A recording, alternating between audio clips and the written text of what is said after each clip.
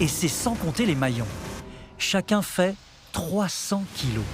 L'ensemble de la chaîne pèse près de 372 tonnes, un poids supérieur à 60 éléphants d'Afrique.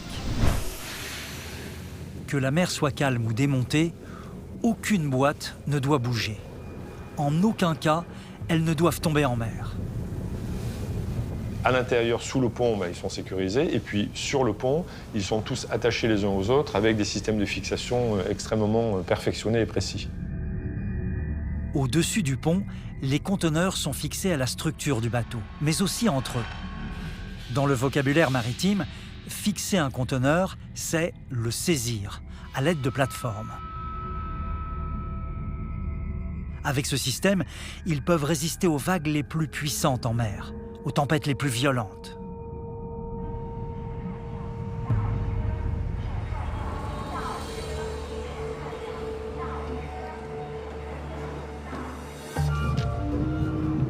Un lieu du navire est absolument vital. Son centre névralgique, son cerveau. Aujourd'hui, Mathieu va visiter la passerelle de commandement. C'est d'ici qu'est assurée la conduite du bateau en mer. La passerelle n'est pas encore prête. Les ouvriers terminent les ultimes câblages ainsi que les connexions des équipements de navigation. Il faut savoir qu'il y a plus de 750 km de câbles sur le Jacques Saadé et des milliers de connexions à vérifier. Emmanuel Delran, le commandant de ce bateau, vient prendre ses marques. C'est lui qui, pour la première fois, va piloter ce géant. Une lourde responsabilité. Ici, tout est à la pointe de la technologie maritime, en particulier une table tactile high-tech. Cette table tactile est interconnectée avec tous les autres écrans de la passerelle. C'est vraiment un outil très intéressant pour la sécurité du navire. On peut zoomer, dézoomer, déplacer. Il n'y a pas de pixelisation. On peut également cliquer sur un amer, donc une bouée, un port, et les informations apparaîtront. Je vais pouvoir zoomer sur les dangers et expliquer aux gens ce que j'attends d'eux.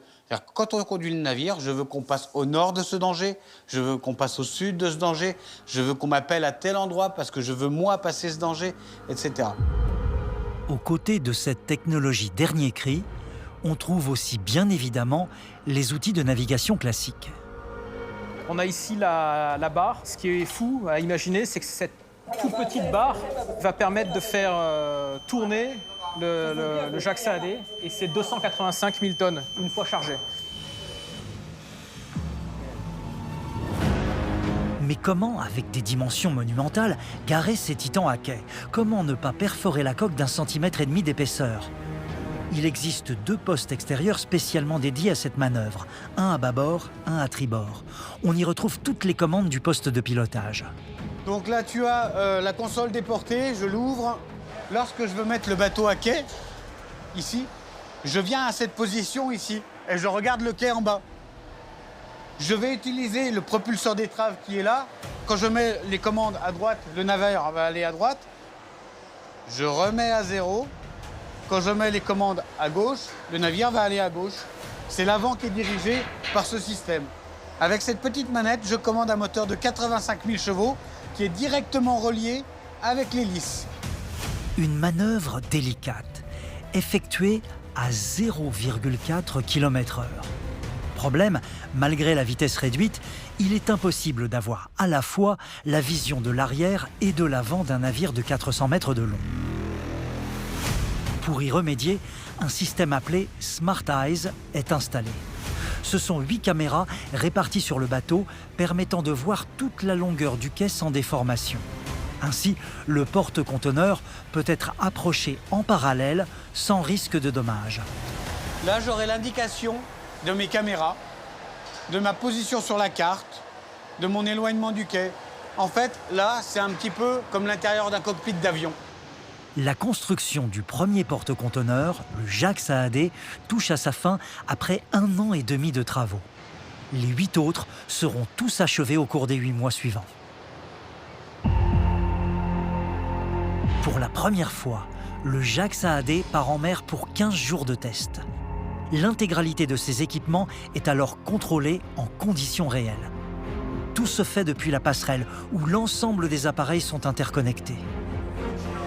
On a par exemple les radars, on a les cartes électroniques, on a aussi un système d'identification des navires. Donc toutes ces informations peuvent être regroupées sur un seul et même écran. Des données externes au navire donc, mais on y trouve aussi des données propres aux porte-conteneurs.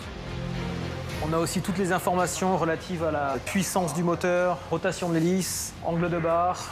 Et donc toutes ces informations sont directement accessibles et facilement accessibles pour l'officier de quart ou le commandant.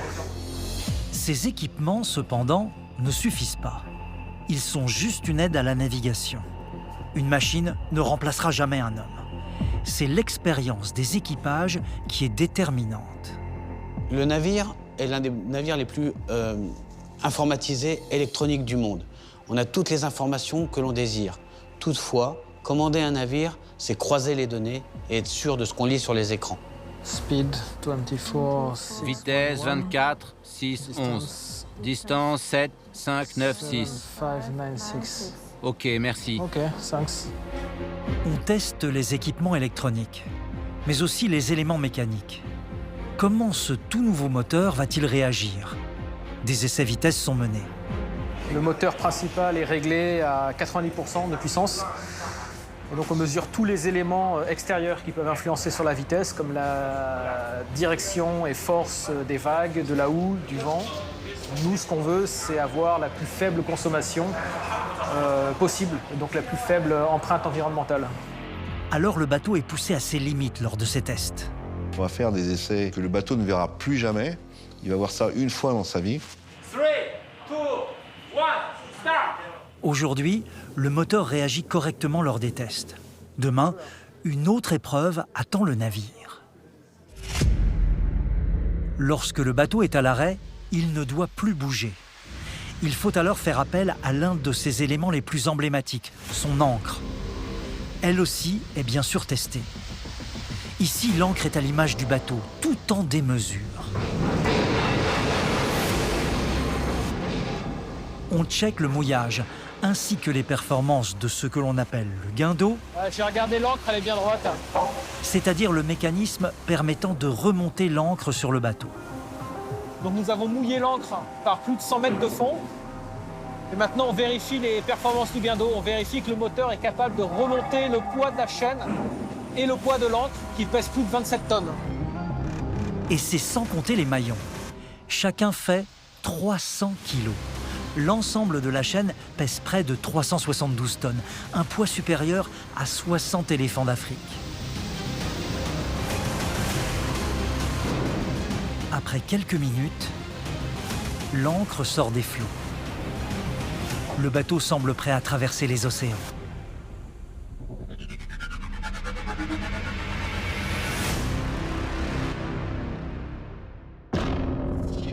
Après l'inauguration du premier navire, le pari est en passe d'être relevé pour CMA-CGM. En un temps record, ces immenses chantiers ont permis à ces navires révolutionnaires de voir le jour.